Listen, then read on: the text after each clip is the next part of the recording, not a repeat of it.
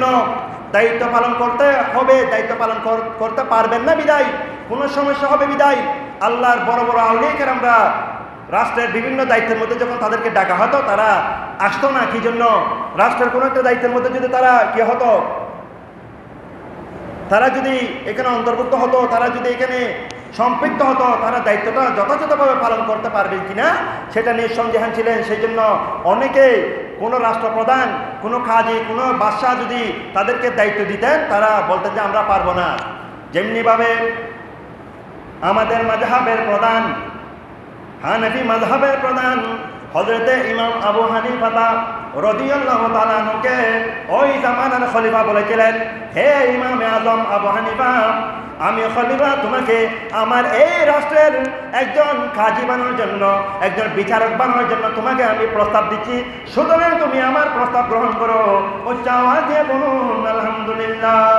হযরতে ইমাম আবু হানিফা বলেন, এই খলিফা, আমি ইমাম আবু হানিফা কাজীর দায়িত্ব পালন করতে পারবো না। কেননা খলিফার আন্ডারে যদি আমি আমার দায়িত্ব পালন করতে চাই, আমি যথাযথভাবে দায়িত্ব পালন করতে পারবো না, মানুষকে বিচার করতে পারবো না। কেননা হয়তো মানুষের উপর জুলুম হয়ে যেতে পারে, সেই জন্য আমি এই দায়িত্ব পালন করতে পারবো না।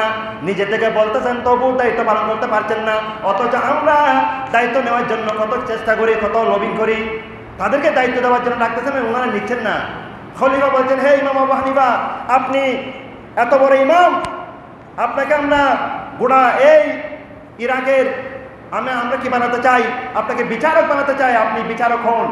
ইমাম আবু হানিফা বলছেন, আমি দায়িত্ব পালন করতে পারবো। কেননা আমি হয়তো একটা বিচার করার জন্য আসবো, বাদী বিবাদী আমার সামনে থাকবে, বাদীর পক্ষে বিবাদীর পক্ষে যে দোষ করেছে তার পক্ষে হয়তো লবিং করার জন্য সরকার প্রধান থাকবেন, তার পক্ষে টাকা খাওয়াই, পয়সা খাওয়াই, তার থেকে মামলাটা জয়ী হওয়ার জন্য যে নির্দোষ তার বিরুদ্ধে যে দোষী তার পক্ষে দাঁড়িয়ে যাবে, নির্দোষ হয়ে যাবে, দোষী হয়ে যাবে, এরকম ইতিপূর্বে হয়েছে, ভবিষ্যতেও হবে।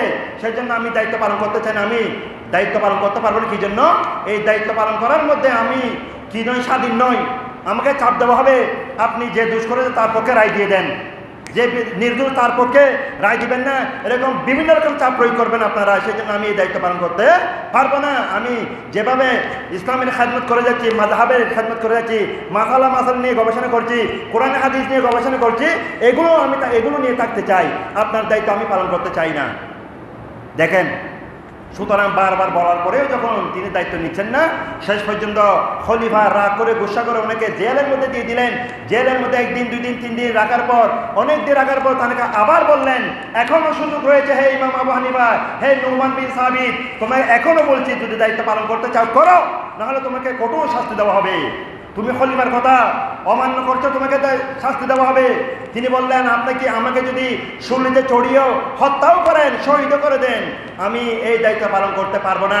কিয়ামতের ময়দানে আমি মানুষের দায়িত্বের বোঝা কাঁধে নিয়ে উঠে জাহান্নামের আগুনে জ্বলার চাইতে দুনিয়ার মধ্যে আপনি আমাকে হত্যা করলে, শহীদ করে দিলে, শুলির মধ্যে চড়িয়ে দিলে, ফাঁসি দিয়ে দিলে, তা উত্তম হবে আমার জন্য। উচ্চ আওয়াজে বলুন আলহামদুলিল্লাহ। দায়িত্ব পালন করেন নাই, এত জোরাজোরি করার পরেও শেষ পর্যন্ত খলিফার কথা অমান্য করার কারণে খলিফা ওনাকে বিষ প্রয়োগ করে, খাবারের মধ্যে বিষ প্রয়োগ করে ওনাকে শহীদ করে দিয়েছিলেন, তবুও দায়িত্ব পালন করেন না। কি জন্য? মানুষের বিচার করতে পারবেন না। কেন? এই আমাদের বাংলাদেশে হচ্ছে না, পৃথিবীর মধ্যে হচ্ছে না, সঠিক বিচার করতে পারবেন না।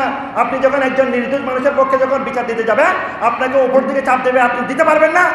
কয় কোটি টাকা দরকার, আপনি আপনাকে দিব, আপনি যদি এটা করেন আপনার নামে সমস্যা হবে, আপনাকে সমস্যা করবো, আপনাকে এটা করবো, ওইটা করবো, আপনার পরিবার ধ্বংস করে দিব, আপনার চাকরি ছেড়ে দিব, এরকম বিভিন্ন হুমকি বর্তমানে এগুলো আছে, সেগুলো আগেও ছিল।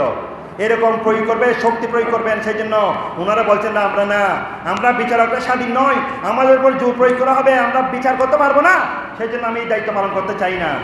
সুতরাং আমরা যারা দায়িত্ব পালন করি, দায়িত্ব নিয়ে থাকি, যে যেখানে দায়িত্ব পালন করেন, সেই জন্য আমি বারবার বলছি, এটা আপনি পরিবারের দায়িত্ব হোক, আপনি পরিবারের প্রধান হোক, আপনি বাবা, আপনি স্বামী, আপনি বড় ভাই, আপনি রাষ্ট্রের প্রধান, আপনি চেয়ারম্যান, মেম্বার, যে যেখানে যে বিষয়ে চাকরি করেন, যে বিষয়ে আছেন না কেন, আপনার উপর দায়িত্ব আপনি যথাযথভাবে পালন না করলে কিয়ামতের মধ্যে আল্লাহর সামনে আপনাকে দণ্ডমান হতে হবে। এটা আমার কথা নয়, ডাইরেক্ট আল্লাহ কোরআনের মধ্যে বলছেন। সুতরাং আপনি, আমি, আমাদের উপর যে দায়িত্ব রয়েছে সেটা আমরা যথাযথভাবে পালন করার জন্য চেষ্টা করব। সেই